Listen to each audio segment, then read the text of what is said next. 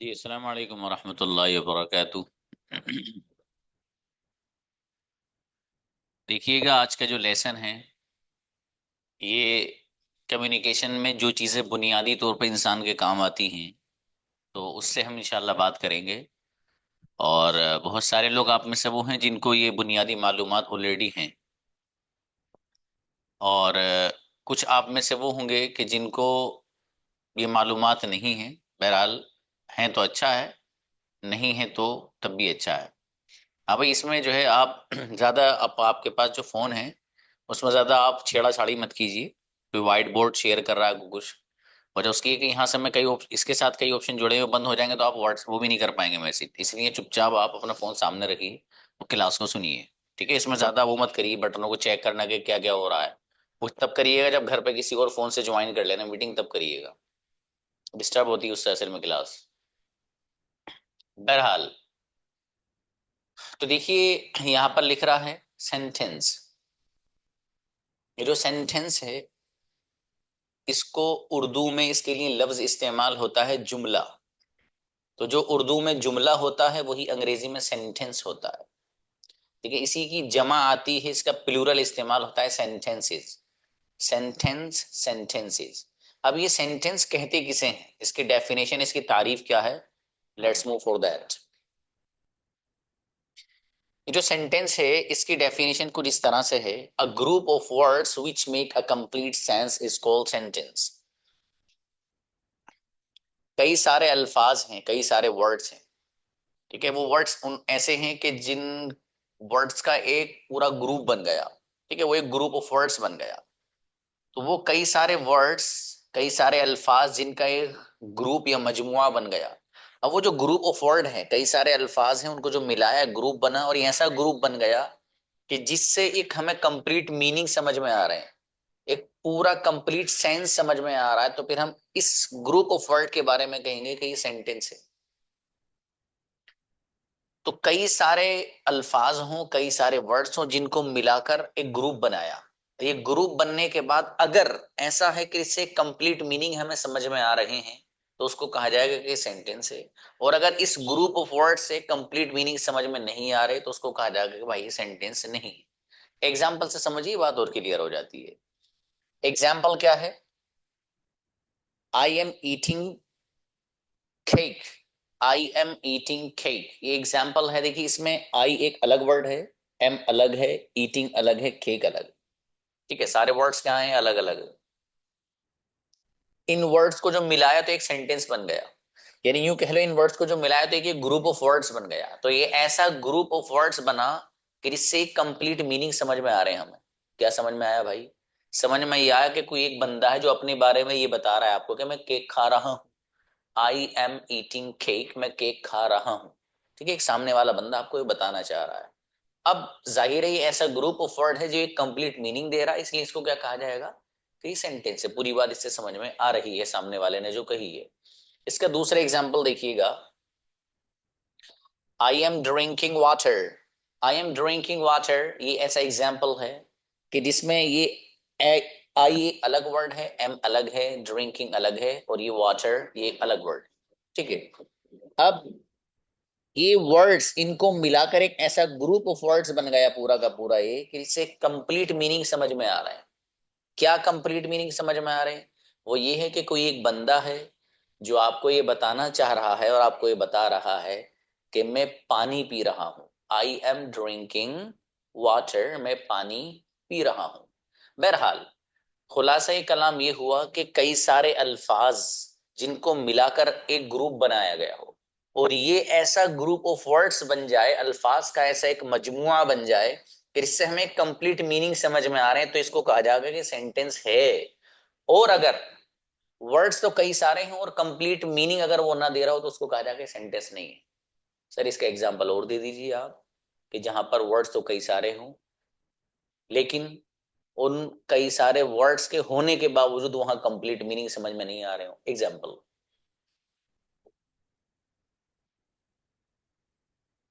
देखिएगा। एग्जाम्पल,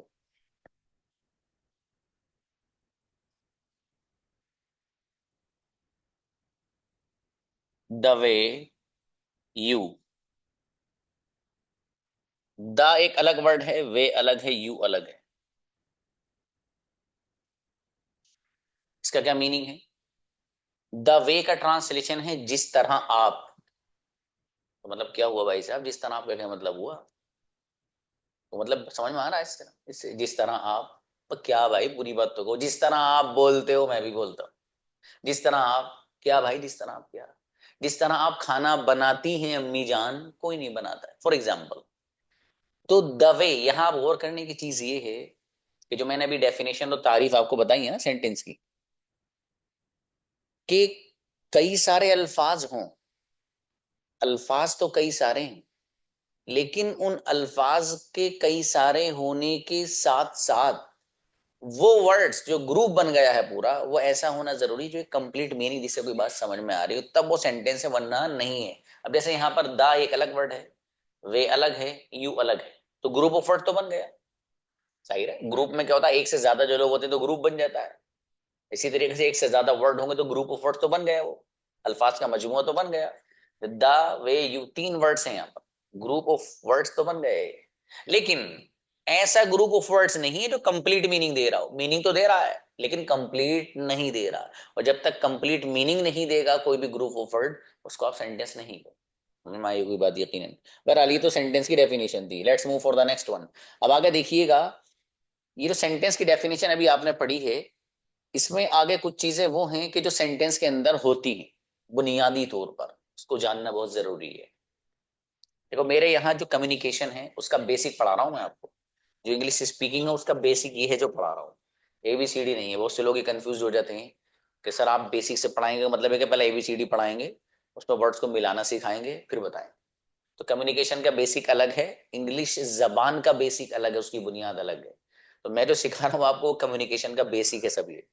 बहरहाल देखिए यहाँ पर आपको नजर आ रहा है सब्जेक्ट, दूसरे नंबर पर आपको नजर आ रहा है वर्ब, और तीसरे नंबर पर यहां पर आपको नजर आ रहा है ऑब्जेक्ट।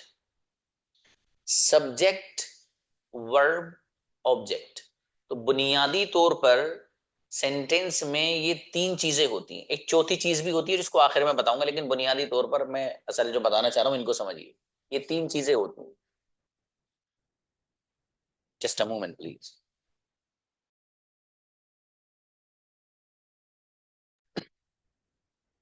अब देखिए सब्जेक्ट जो है ये किसे, क्या बला है भाई, सब्जेक्ट किसे कहते हैं? बहुत आसान अंदाज में, एकदम इजी डेफिनेशन माइंड में भी सेट कर लीजिए। सब्जेक्ट जो करने वाला होता है वो सब्जेक्ट होता है, which is doing something in the sentence, that's called subject. जो करने वाला होता है उसको सब्जेक्ट बोलते हैं। उर्दू में इसके लिए भी इस्तेमाल होता है फाइल, इसी सब्जेक्ट को उर्दू में बोला जाता है फाइल, जो अरबिक ग्रामर है। बहरहाल, तो सब्जेक्ट किसे कहते हैं? जो करने वाला हो। जैसे मैं आपको पढ़ा रहा हूं, पढ़ाने वाला कौन है? मैं। मैं क्या हुआ? सब्जेक्ट। आप मुझे सुन रहे हैं, सुनने वाले कौन है? आप। आप क्या हुए? सब्जेक्ट। घर पे अम्मी जान किचन में खाना बना रही है फॉर एग्जाम्पल, तो खाना बनाने वाली कौन है? अम्मी जी। अम्मी क्या हुई? सब्जेक्ट। तो जो करने वाला होगा कोई काम को, उसी को कहा जाएगा भाई साहब ये सब्जेक्ट। ठीक है, अभी इसको एग्जाम्पल से समझाऊंगा। और दूसरे नंबर पर वर्ब। सर वर्ब किसे कहते हैं और बता दीजिए जरा ध्यान से, बहुत आसान अल्फाज में। देखिए जो सेंटेंस है ना, उस सेंटेंस में जो लफ्ज, जो वर्ड काम को बताएगा, एक्शन को बताएगा, अमल को बताएगा, उसके बारे में कहा जाएगा वर्ब। फिर सुन लीजिए, सर वर्ब किसे कहते हैं? जवाब। जो लफ्ज, ये जो वर्ड काम को बताएगा, एक्शन को बताएगा, उसके बारे में कहा जाएगा कि वर्ब। सिंपल है, एग्जाम्पल से इसको भी समझाऊं। अगली चीज देखिए, ऑब्जेक्ट। ऑब्जेक्ट किसे कहते हैं? ऑब्जेक्ट जिसको किया जाता है वो ऑब्जेक्ट, जिसको किया जाता है वो ऑब्जेक्ट होता है। अभी इसको एग्जांपल से वो समझाता हूँ, वो चीज क्लियर हो जाएगी। फॉर एग्जांपल, जैसे मैं खेलता हूं, अब किस चीज को खेलता हूं मैं, क्या खेलता हूं मैं? तो आई प्ले क्रिकेट, मैं क्रिकेट को खेलता हूं, क्रिकेट खेलता हूं। ठीक है, इसको एग्जांपल से भी समझाने वाला हूं आपको। बहरहाल देखिए, सब्जेक्ट वो जो करने वाला होता है, इसी को उर्दू में फाइल कहते हैं। वर्ब, जो वर्ड, जो लफ्ज काम को बताता है वो वर्ब होता है। इसी को उर्दू में फ़िल लफ्ज इस्तेमाल करते हैं, फ़िल। तीसरे नंबर पर यहां पर आपको ऑब्जेक्ट नजर आ रहा है, इसको उर्दू में मफऊल कहते हैं। और इसके बारे में मैंने आपको कहा कि जिसको किया जाता है या जिस पर एक्शन होता है, जिस पर अमल होता है, वो ऑब्जेक्ट होता है। अब देखिएगा, ये जब आपने तीन चीजें समझी हैं, अब इसमें एक चीज और है जो अहम, वो आपको समझना जरूरी है। मैंने अभी आपको बताया ना कि बुनियादी तौर पर तीन चीजें, लेकिन एक चीज और भी जो मैंने अभी बचा के रख रखी थी कि उसको बाद में काम लेंगे उसका, ठीक है जी।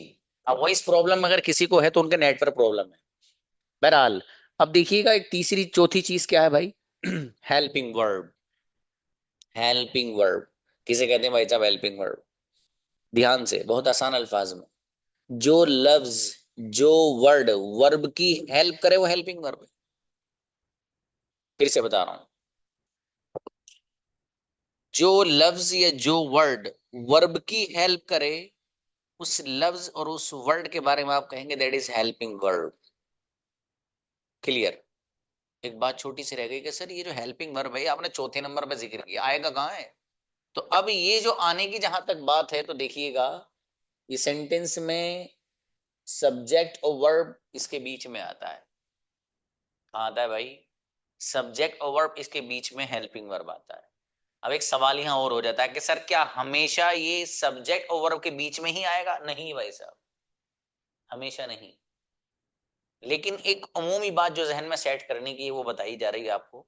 आगे आप डिटेल में आप पढ़ेंगे, इसमें ज्यादा उलझने की जरूरत नहीं है, ठीक है? बस इतनी सी, जितना समझा रहा हूं इतना समझो इसको, ठीक है? इसमें ज्यादा दिमाग मत लड़ाना आप, क्योंकि होता यह है कि अभी आपकी शुरुआत है। आप ज्यादा दिमाग लड़ाएंगे तो लड़ाई अच्छी बात है, वो मसला नहीं है, लेकिन मैं जो बता रहा हूँ उसको फॉलो करिए फिलहाल। ये जो हेल्पिंग वर्ब है, ये सब्जेक्ट और वर्ब इनके बीच में आता है। अभी जो मैं आपको एग्जांपल देने जा रहा हूँ, जो मैं समझा रहा हूँ उसी के अकॉर्डिंग एग्जांपल दूंगा। जो मिसाल मैं आपको दूंगा वो वही दूंगा जो मैं आपको समझा रहा हूँ। अब इतना एग्जाम्पल से समझ लीजिए इसे, और चीजों को क्लियर हो जाएगी। और एग्जाम्पल है यहाँ पर, I am studying English. I am studying English, मैं इंग्लिश पढ़ रहा हूँ। अब जरा गौर फरमाएं भाई साहब, ये जो आई है यहाँ पर, ये सब्जेक्ट है।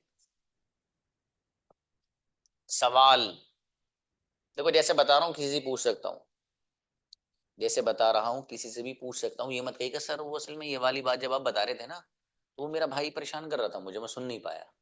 ये सर ये वाली बात जब आपने बताई ना सर, पता नहीं कौन मैसेज कर रहा था मुझे बार बार, वही समझ में नहीं आई बस। तो ये मत कहिएगा, इसलिए ध्यान से सुन लेना। आई यहाँ पर सब्जेक्ट है। सवाल ये है सर ये सब्जेक्ट क्यों है, ये बता दो हमें तो आप। जवाब, अभी आपको बताया गया था कि जो करने वाला होता है वो सब्जेक्ट होता है।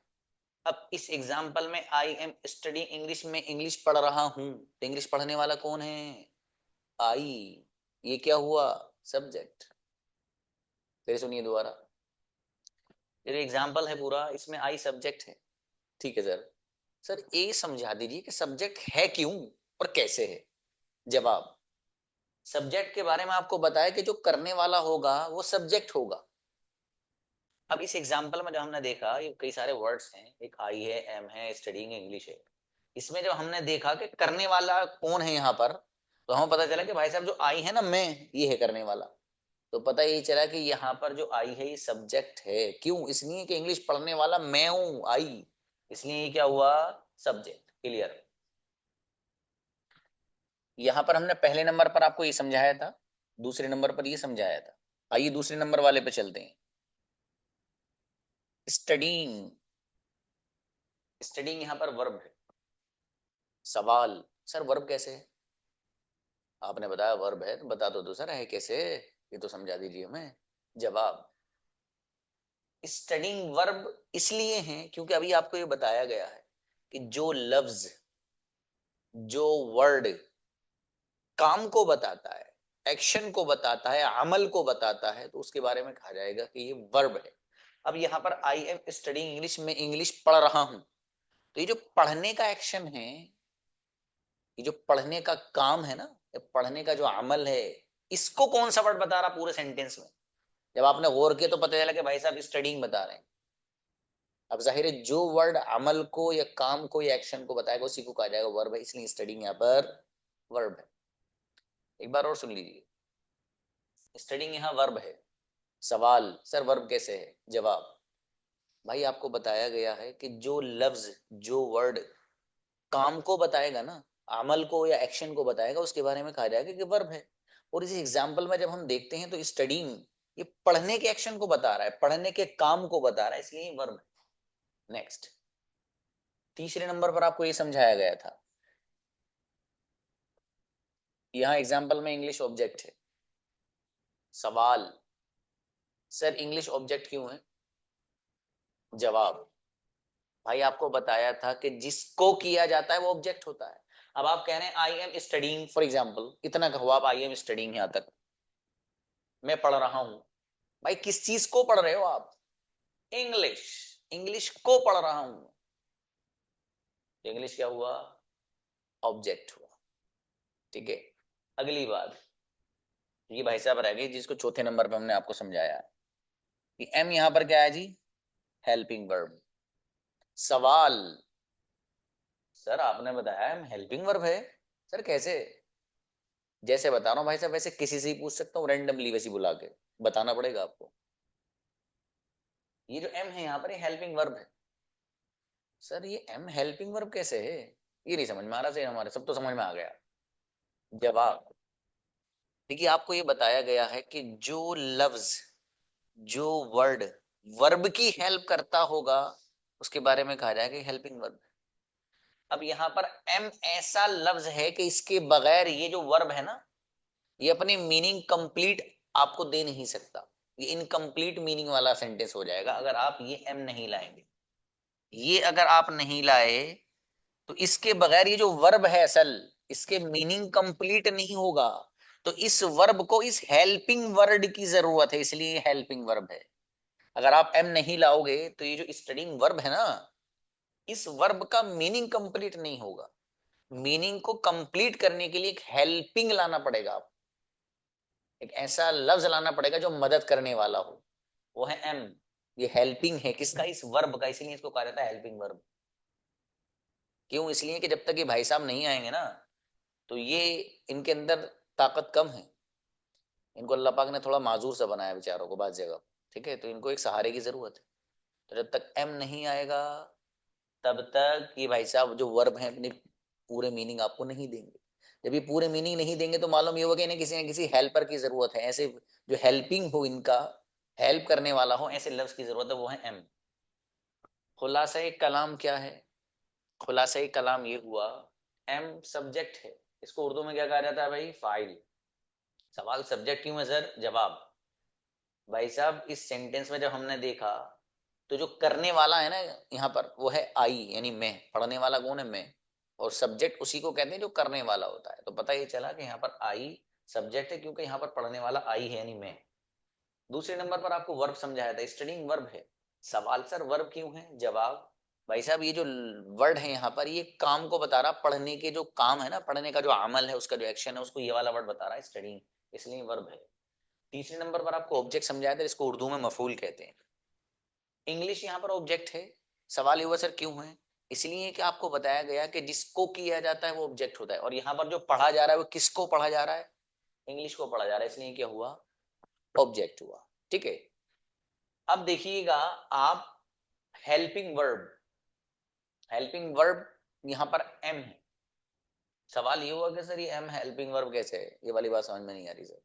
जवाब, देखिए हेल्पिंग वर्ब वो लफ्ज, ये वो वर्ड होता है जो वर्ब की हेल्प करता है मीनिंग को कंप्लीट करने में। किसकी हेल्प करता है भाई? वर्ब की। अब जैसे यहाँ पर एम है, तो ये एम इस वर्ब की हेल्प कर रहा है मीनिंग को कंप्लीट कराने में। अगर आप एम नहीं लाएंगे तो ये कंप्लीट मीनिंग नहीं देगा आपको।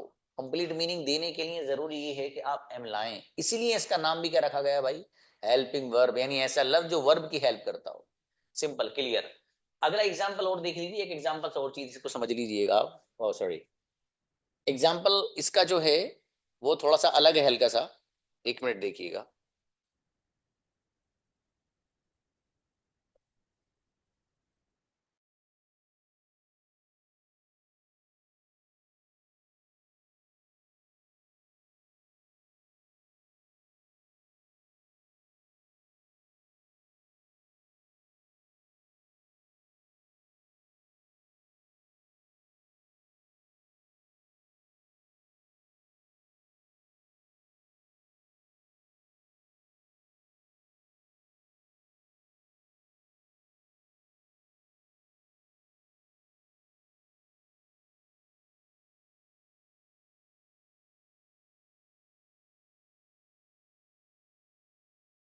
अब देखिए इसका दूसरा एग्जाम्पल आप देखिएगा। दूसरा जो एग्जाम्पल है, आई एम ईटिंग केक, मैं केक खा रहा हूं। आई एम ईटिंग केक, मैं केक खा रहा हूं। अब ये जो एग्जाम्पल है, इस एग्जाम्पल में सब वही है जैसे पूरा था ऊपर वाला, ठीक है। अब देखिए यहाँ पर आई एम ईटिंग केक, मैं केक खा रहा हूं। तो केक खाने वाला कौन है यहाँ पर? आई, यानी मैं, सब्जेक्ट। खाने का जो एक्शन है, खाने का जो अमल है, इस पूरे सेंटेंस में कौन सा लफ्ज बता रहा है? हमने जब देखा तो भाई ईटिंग बता रहे हैं भाई साहब। ईटिंग क्या हुआ? वर्ब। अच्छा भाई, किसको खाया जा रहा है? हमने जब देखा तो भाई इन्हें खाया जा रहा है, केक साहब को। ये क्या हुए? ऑब्जेक्ट। अच्छा एक लफ्ज यहाँ फिर रहेगा भाई, एम। ये एम कैसे रह गया भाई? एम इसलिए रह गया कि ये जो एम है ये हेल्पिंग वर्ब है, ठीक है। अगर आप इसको नहीं लाओगे तो ईटिंग, ये पूरा जो सेंटेंस है ना, ये अपनी कंप्लीट मीनिंग नहीं देगा, ठीक है। तो इसलिए इस वर्ब की हेल्प कराने के लिए आपको एम लाना जरूरी है। एम क्या हुआ यहाँ पर? Helping verb. क्लियर? आसान है, इसमें कुछ नहीं है इतना ज्यादा, ठीक है। अब जब आपने ये चीज समझ ली, अब आप अगली चीज पे आते हैं जरा। ये तो अभी आपने ही समझा कि सेंटेंस में कितनी चीजें थी, ठीक है। अब जो अगली चीज है वो दैट्स काइंड्स ऑफ सेंटेंसेस। जो सेंटेंसेस हैं उसके कितने काइंड्स होते हैं, उसकी कितनी किस्में, कितने प्रकार का एक सेंटेंस होता है। अब बहुत सारे लोग हैं, उन्होंने सेंटेंस की बहुत सारी किस्में गिना रखी हैं। किसी ने 4, किसी ने 5, किसी ने और ज्यादा। मैं यहाँ सिर्फ 3 से बात करूंगा, क्योंकि मुझे जो ज्यादा काम आने वाली है मेरे यहाँ और आपके बीच में, वो 3 ही हैं और उन्हीं से बात होगी इंशाल्लाह, ठीक है। अब देखिएगा वो क्या क्या है। सबसे पहला है अफर्मेटिव। अफर्मेटिव, अफर्मेटिव, अफर्मेटिव किसे कहते हैं? बहुत आसान अल्फाज, जिसमें हाँ हो वो अफर्मेटिव है। अफर्मेटिव सेंटेंस किसे कहते हैं, इसकी डेफिनेशन, जिसमें हाँ हो वो affirmative. Example, I am studying English, मैं इंग्लिश पढ़ रहा हूँ। मैं अरेबिक पढ़ रहा हूँ, मैं खाना खा रहा हूँ, मैं स्कूल जा रहा हूँ, मैं मार्केट जा रहा हूँ, मैं इंग्लिश बोल रहा हूँ। ये सारे के सारे सेंटेंस क्या हैं? अफर्मेटिव। क्यों? इसलिए कि हाँ है सब में। मैं काम कर रहा हूँ, मैं ऐसे खा रहा हूँ, मैं पी रहा हूँ, मैं सो रहा हूँ, सारे क्या है? हाँ आ रहा है। ये सेंटेंस क्या हुए? अफर्मेटिव। नेक्स्ट, आगे देखिएगा। अगली जो इसकी दूसरी काइंड और दूसरी जो किस्म है, दैट इज,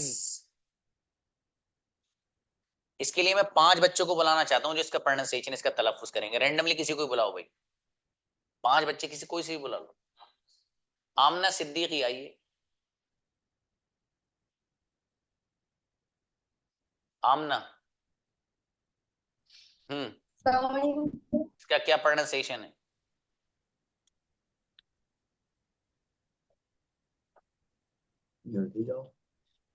सर। हाँ बताइए, बड़ी जल्दी जल्दी, शाबाश। हाँ बहुत टाइम लगा रहे हैं आप तो। निगेटिव। निगेटिव, ओके चलिए सही। किसी और को बुलाओ, बच्चे को, जल्दी, शाबाश। और जल्दी जल्दी आइए आप, जिसको भी बुलाए, क्योंकि अभी लेसन चल रहा है ना, अभी आपका नंबर नहीं आया लेकिन। ये तो वैसे ही रैंडमली पूछ के देख रहा हूँ। हाँ किसको? दानिश अंसारी, प्लीज आइए। हाँ सर, निगेटिव। निगेटिव, चलिए अच्छा है। Negative sir. नेक्स्ट, किसी और को बुलाओ भाई। अफजाल या अफजल बानो, प्लीज।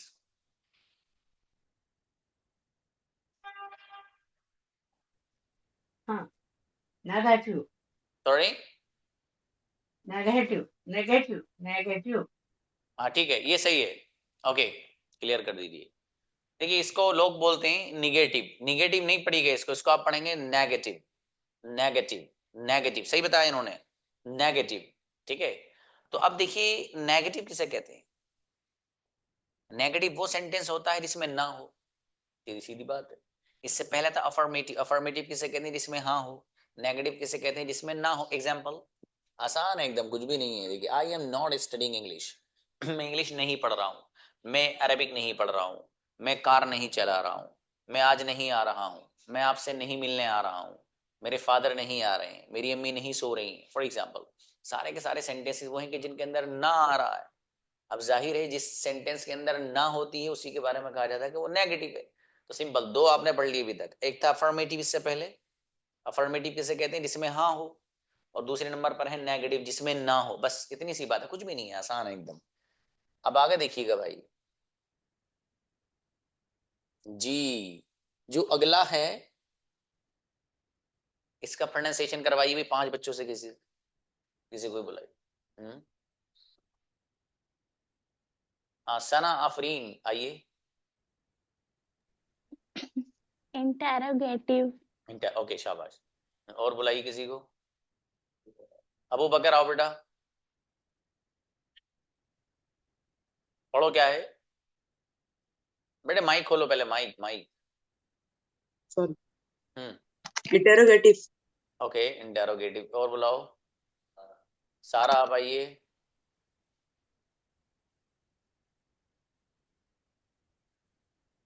सारा बोलिए प्लीज। जी सर, जी जी हम्म जी, आवाज आ रही है आपको? आ रही, आवाज बताइए। आ रही है सर? जी, इंटेरोटिव। इंटेरोगेटिव। नेक्स्ट किसी और को बुलाइए। जैनब आओ बेटे, अब बताओ। माइक खोलो अपना, माइक खोलो जैनब। किसी और को बुलाइए। हाँ बोलो बोलो। इंटरोगेटिव। इन इंटरोगेटिव। इन इंटरोगेटिव। इंटेरोगेटिव। ओके ठीक है, चलिए एक और बुलाओ किसी बच्चे को। सफी आप आइए। शिफा शिफा, हाँ शिफा आप आइए, शिफा खान। इंटरोगेटिव। ओके चलिए अच्छा है।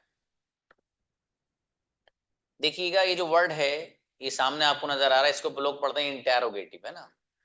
हाँ, इसका जो प्रोनाउंसिएशन है वो आप करेंगे interrogative, interrogative, interrogative, interrogative, interrogative, interrogative. ये कर लेना जरा सही इसको, ठीक है। इंटेरोगेटिव। देखो नंबर सब लोगों का आएगा जब मैं प्रैक्टिस कराऊंगा या कुछ कराऊंगा, ठीक है। इसमें ये मत समझना सर वैसे ही बुला रहे हैं। नंबर हर स्टूडेंट का आता है मेरे, अल्हम्दुलिल्लाह। कोई स्टूडेंट ये कंप्लेन नहीं कर सकता कि सर मेरा नंबर तो आया नहीं, 8 दिन से क्लास ले रहा हूँ आपकी। वो अलग बात है किसी ने हैंड रेज्ड ही नहीं किया हो, हाथ ही नहीं उठाया भाई साहब ने, तो उनके घर से उनको लाएंगे भाई साहब हाथ उठा दिए करो, ठीक है, वो एक अलग मसला है। लेकिन जिस बच्चे ने हैंड रेज्ड किया हो ऐसा नहीं होता है, ठीक है, क्योंकि पूरा सिस्टम है अल्हम्दुलिल्लाह। बहरहाल इसको आप पढ़ेंगे इंटेरोगेटिव, इंटेरोगेटिव, इंटेरोगेटिव। बहरहाल सवाल ये सर इंट्रोगेटिव सेंटेंस किसे कहते हैं। जवाब बहुत आसान अल्फाज में, जिसमें सवाल होता है वो इंट्रोगेटिव होता है। सर इंट्रोगेटिव किसे कहते हैं एक बार और बता दीजिए। जवाब जिसमें सवाल हो वो इंट्रोगेटिव है, सिंपल। अब जरा थोड़ी सी बात है उससे जरा ध्यान से सुनना। देखिए जो इंट्रोगेटिव सेंटेंस है ये दो तरह से बनता है। इंट्रोगेटिव सेंटेंस दो तरह से बनता है। कैसे कैसे बनता है सर।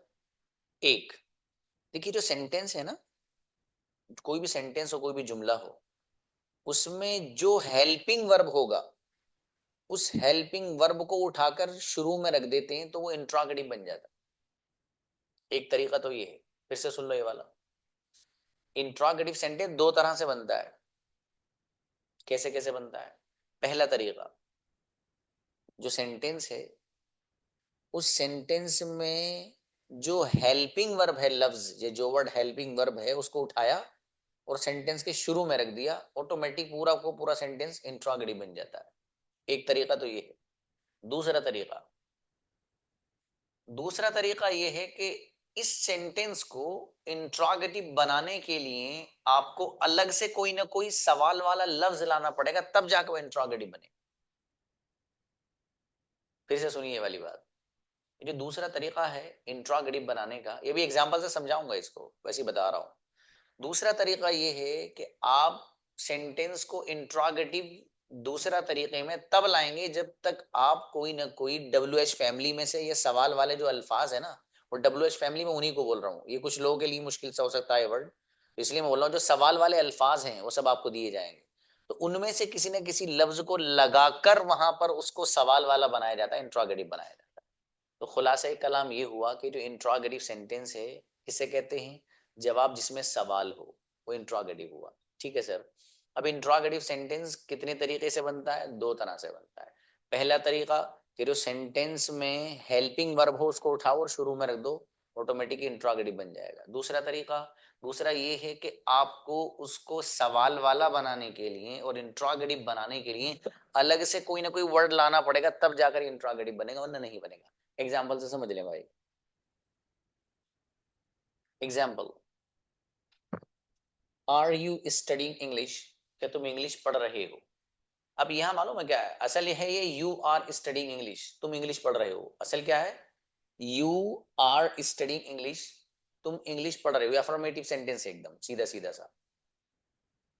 अगर मुझे इस सेंटेंस को इंट्रोगेटिव बनाना है तो मैं यही करूंगा कि यहाँ पर जो यू आर में आर था उसको उठा के क्या किया गया, शुरू में रख दिया, बस कुछ नहीं किया और बाकी इसके अलावा। असल जो सेंटेंस है वो मालूम है क्या है, असल है यू आर स्टडिंग इंग्लिश, आप इंग्लिश पढ़ रहे हो। तो ये जो आर भाई साहब यहाँ यू के बाद थे ना, इसको यहां से उठा के शुरू में रख दिया, बस इंट्रोगेटिव बन गया।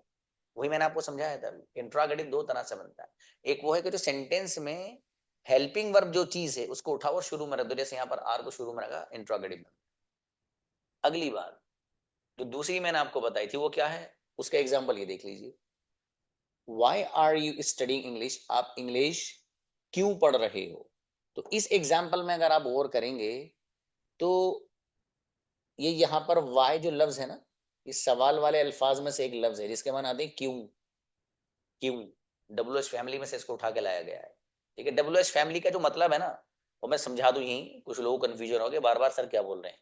तो डब्ल्यू एच फैमिली का मतलब ये है कि वो एक पूरा खानदान है ऐसे अल्फाज का जिनसे सवाल किया जाता है, तो उसी को डब्ल्यू एच फैमिली बोलते हैं। ठीक है, सवाल वाले बहुत सारे अल्फाज हैं, उन अल्फाजों की पूरी फैमिली है, उनका नाम है डब्ल्यू एच फैमिली, जिनसे सवालात किए जाते हैं वो अल्फाज है। जैसे यहाँ पर एक इस्तेमाल हो रहा है वाई, क्यों के लिए। ठीक है, तो क्यों के लिए अंग्रेजी में वाई लफ्ज इस्तेमाल होता है। तो आप देख रहे हैं कि जो दूसरी काइंड है यहाँ पर इंट्रोगेटिव की, दूसरी किस्म कैसे बनी है कि जब तक आप सवाल वाला कोई लफ्ज नहीं ला रहे थे तब तक इंट्रोगेटिव वो नहीं बन रहा था। क्योंकि अगर आप वाई को हटा दो और ये वाला सेंटेंस और ये वाला सेंटेंस में जरा गौर करना, दोनों सेम है। देख लो, वाई हटा दो, वहां पर भी आर यू स्टडिंग इंग्लिश हो जाएगा, यहाँ पर भी आर यू स्टडिंग इंग्लिश हो जाएगा। दूसरी काइंड बनाने के लिए आपको ये लाना ही पड़ेगा भाई साहब, हर हाल में कोई ना कोई सवाल वाला लफ्ज। तो अब खुलासा कलाम क्या हुआ सुनो, खुलासा कलाम ये हुआ कि इंट्रोगेटिव वो सेंटेंस होता है जिसमें सवाल हो। अभी जो सवाल वाला सेंटेंस है ये दो तरह से बनता है। एक तो ये है कि जो सेंटेंस है उसी में जो चीज हेल्पिंग वर्ब है उसको उठा के शुरू में रख दिया, जैसे यहाँ पर आर को शुरू में रखा गया, ये हेल्पिंग वर्ब है। ठीक है, इसको शुरू में रख दिया गया, सेंटेंस बन गया। दूसरा तरीका ये है कि आपको इंट्रोगेटिव और सवाल वाला बनाने के लिए अलग से कोई ना कोई सवाल वाला लफ्ज लाना पड़ेगा, जैसे यहाँ पर आप वाई लेकर आए हैं डब्ल्यू एच फैमिली। तो ये था पूरे लेसन का इसका खुलासा। अब एक अहम बात और थोड़ी सी रह गई, वो क्या है, ये दोनों सेंटेंस पे आप जरा गौर करें। आर यू स्टडिंग इंग्लिश, क्या आप इंग्लिश पढ़ रहे हो। ठीक है, और why are you studying English, आप इंग्लिश क्यों पढ़ रहे हो। ये दोनों सेंटेंस में सवाल हो रहा है, जाहिर है भाई, क्या तुम इंग्लिश पढ़ रहे हो और तुम इंग्लिश क्यों पढ़ रहे हो, सवाल है दोनों में। जाहिर है दोनों के दोनों सेंटेंस क्या हुए, इंट्रोगेटिव। इंट्रोगेटिव क्यों है सर दोनों ही, जवाब के सवाल है भाई, सवाल वाला इंट्रोगेटिव होता है इसलिए इंट्रोगेटिव है। अरे सर ये हमारी बात तो समझ में आ गई। अगली बात बताइए सर जो बताना चाह रहे हैं आप। अगली बात ये है कि आप अगर इन पर गौर करेंगे दोनों सेंटेंसेस पे, आर यू स्टडिंग इंग्लिश, क्या तुम इंग्लिश पढ़ रहे हो, और why are you studying English, तुम इंग्लिश क्यों पढ़ रहे हो, तो ये दोनों के दोनों सेंटेंसेस आपको अफर्मेटिव भी हैं। देखो बुशरा ने लिखा माशाल्लाह अच्छी बच्ची है, उसने लिखा ये जो दोनों सेंटेंस है दोनों के दोनों अफर्मेटिव भी हैं। क्यों है अफर्मेटिव, अफर्मेटिव आपको बताया वो सेंटेंस होता है जिसमें हाँ हो, और नेगेटिव वो होता है जिसमें ना हो। तो ये दोनों के दोनों सेंटेंसेस अफर्मेटिव भी, क्यों, इसलिए कि हाँ है ना इसमें। क्या तुम इंग्लिश पढ़ रहे हो, हाँ है। Why are you study English, तुम इंग्लिश क्यों पढ़ रहे हो, इसमें भी हाँ है। तो जाहिर है पता ये चला कि एक ही वक्त में एक सेंटेंस इंट्रोगेटिव होने के साथ साथ अफर्मेटिव भी हो सकता है। अच्छा, जाहिर है जब आपने ये बात समझ ली तो एक अगली बात और समझ ले छोटी सी, वो क्या है भाई, वो ये है कि जिस तरीके से ये ऊपर वाले दोनों सेंटेंसेस इंट्रोगेटिव होने के साथ साथ अफर्मेटिव भी थे, ऐसे ही यहाँ नीचे वाले सेंटेंस में सिर्फ नोट लगाया गया। देखिए यहाँ पर नोट है, नोट लगते ही नेगेटिव बन गया। यहाँ पर भी देखिए why are you not studying, note लगा हुआ है, नोट लगते ही नेगेटिव बन गया। तो नीचे वाले दोनों एग्जाम्पल इंट्रोगेटिव होने के साथ साथ नेगेटिव भी हैं। तो पता ये चला कि एक सेंटेंस एक ही वक्त में इंट्रोगेटिव होने के साथ साथ अफर्मेटिव भी हो सकता है, जैसे दोनों ऊपर वाले एग्जाम्पल हैं, और नेगेटिव भी हो सकता है, जैसे कि नीचे वाले दोनों एग्जांपल्स हैं। क्लियर? बस कुछ नहीं था, ये बेसिक था, वो खत्म।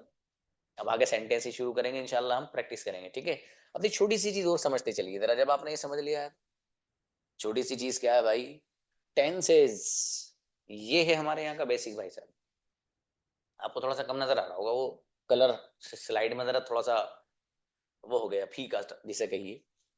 देखिए टेंसेस, जो टेंस एक वर्ड है, इसका जो अगर हम तर्जमा और ट्रांसलेशन करें तो बड़े आसान अल्फाज में इसको कर रहे हैं हम वक्त के माना, ठीक है। इसी को उर्दू में लफ्ज बोला जाता है जमाना। टेंसेस, इसी को उर्दू में लफ्ज बोला जाता है जमाने, यानी वक्त, टाइम जिसे आप कह सकते हैं। अब जाहिर है अल्लाह पाक ने जो टाइम बनाया है वो ऐसा, एक तो वो है जो गुजर गया, एक वो है जो चल रहा है, और एक वो है जो आएगा। अल्लाह पाक ने इस तरह टाइम को कैटेगराइज किया है, ठीक है। अब जो गुजर गया उसको अंग्रेजी में कहा जाता है पास्ट, और उर्दू में माजी।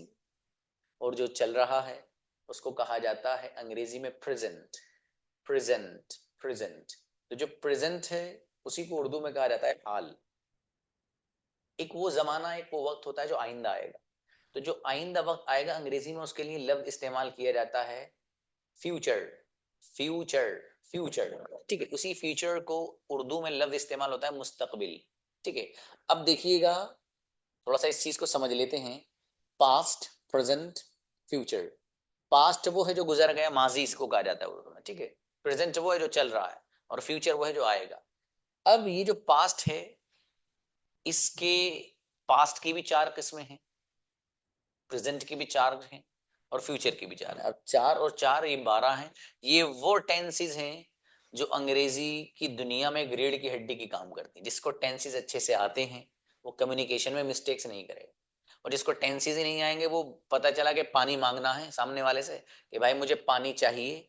अब आप कह रहे हैं जब टेंस आपको नहीं आएंगे तो आप पता चला कि प्रेजेंट के बजाय पास्ट का यूज करेंगे, मुझे पानी चाहिए था, तो प्यासे मर जाएंगे भाई साहब, पानी नहीं देगा कोई। तो जिस चीज की आपको जरूरत है तो टेंसेस का होना जरूरी है। अब हमारी ही जबान है भाई, हमारी जो जबान है, अब मैं आपसे कहूँ भाई साहब मुझे जो है सर्दी लग रही है और मुझे कंबल चाहिए, फॉर एग्जाम्पल मुझे सर्दी लग रही है, मुझे कंबल चाहिए। आपने देखा कि यार एक बंदा है मुझसे ये कह रहा है कि मुझे सर्दी लग रही है, मुझे कंबल चाहिए। आपने क्या किया?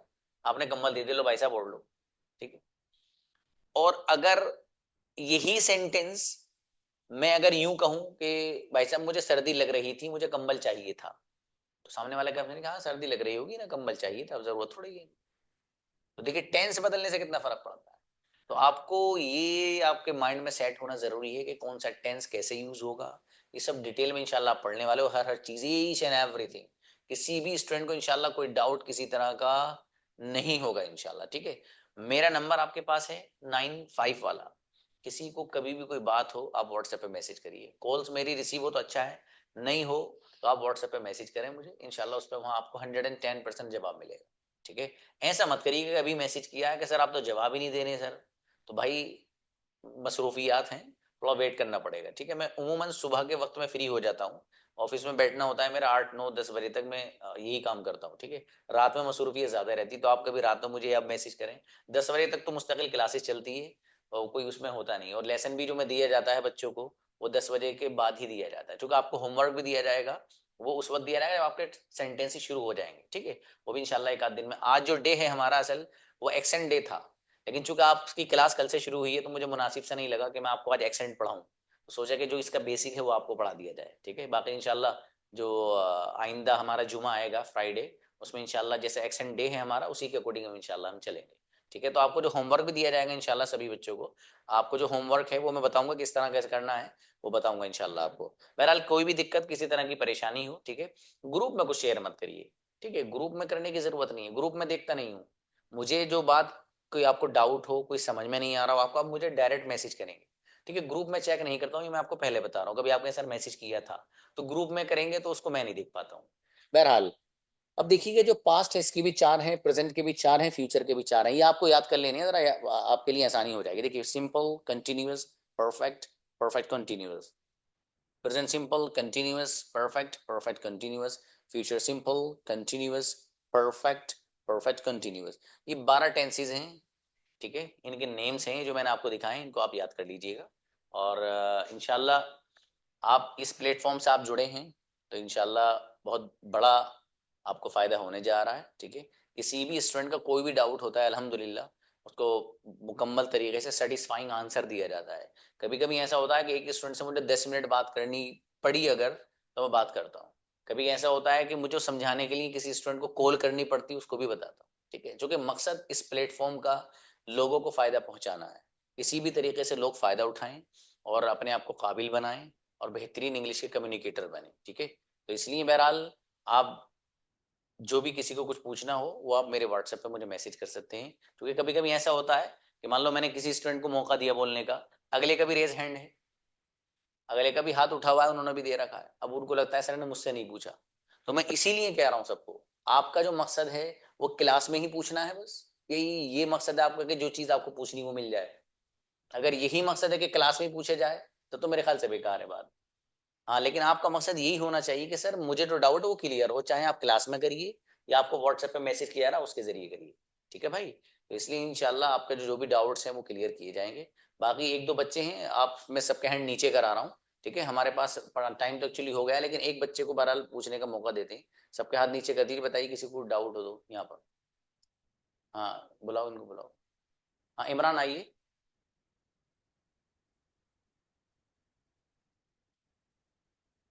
कहाँ गए? चलिए किसी और को कौन है जो ऊपर आ रहे हैं उनको बुलाइए। सलमा बताइए जी। हाँ सर, ये simple continuous perfect perfect continuous, hmm इसका मतलब हमारी बात में क्या होगा? सिंपल मतलब सादगी। ये आप समझिए मत इसको, इसकी डिटेल में हाँ, मत जाइए अभी। सिर्फ ये नाम ठीक है, बताएं कि ये है, बस इसको ऐसे ही याद रखिए अभी बस आप। इसकी ठीक है, डिटेल में जब आप जाएंगे तब पढ़ेंगे, सब डिटेल में पढ़ेंगे आप। ये सिंपल है, इसको क्या कहते हैं, क्या क्या इसमें होता है, क्या क्या यूज होता है, सब बाद में पढ़ेंगे। ठीक है गुड़िया, ठीक है, इसके अंदर घुस के चलेंगे इंशाल्लाह। ये तो बस एक ठीक है, वैसे ही आपको दिखाया कि 12 टेंसेज हैं जो आपको 3 महीने तक पढ़ने हैं ये सब। ठीक है, ठीक। इनामुल हसन को बुलाओगे? बताइए। सर छुट्टी किस दिन होगी सर? हफ्ते में बोलिए बोलिए। छुट्टी किस दिन होती है सर हफ्ते में? Sunday Sunday. इतवार के दिन या संडे संडे। संडे छुट्टी हो? चलिए मेरे ख्याल से बेहतर है, किसी को कोई बात पूछनी हो वैसे तो मुझे बता दीजिएगा आप। ठीक है, मिलते हैं, जज़ाकुमुल्लाह। अस्सलाम वालेकुम रहमतुल्लाह।